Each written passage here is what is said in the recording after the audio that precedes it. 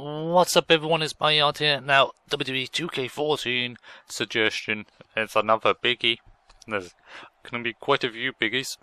Pardon me. Just like my burp. Breaking point submissions, basically. Yeah. It's self-explanatory, isn't it, for the old new guys that know how WW 12 and 13 works? If you have a red body part and you slap on a breaking point submission, you're gonna tap. It doesn't matter, it's biased.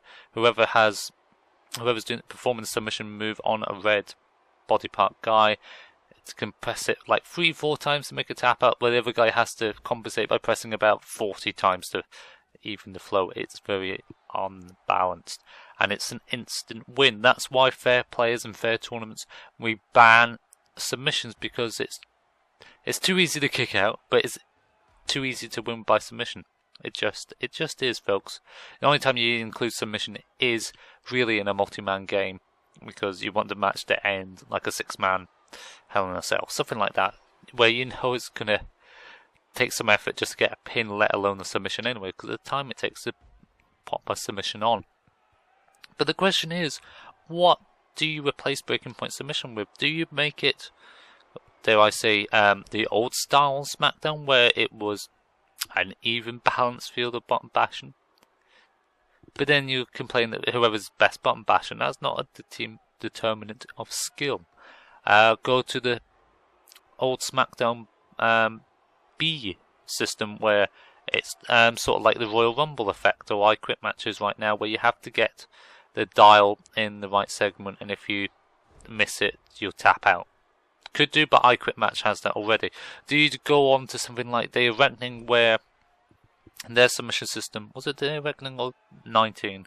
One of them had it so when you put a submission hold, you could turn it, make it a rest hold, so you gain some health, but you could make it towards a tap. You could do it as illegal, stuff like that. To have options and sort of rock paper scissors style it.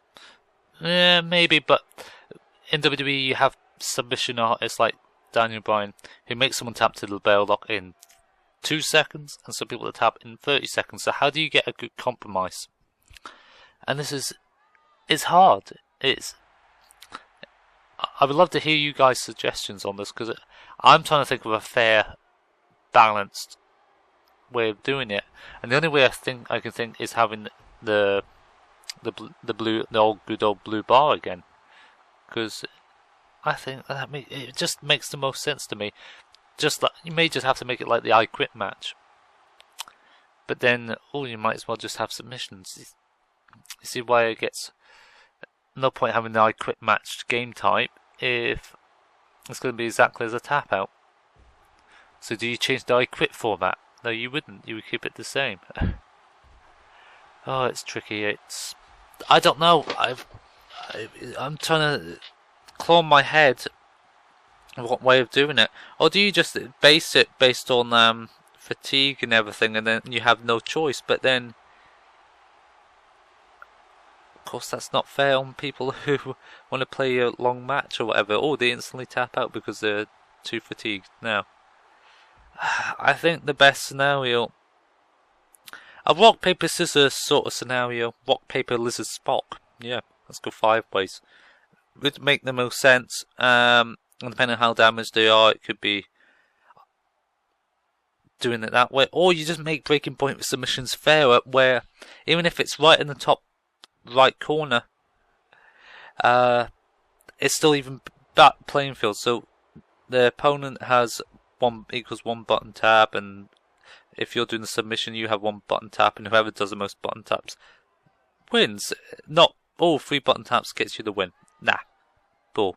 Leave your thoughts in the comment section below, guys. I will see you very soon for more WWE gaming goodness, and your suggestions would be grateful. Bye bye now.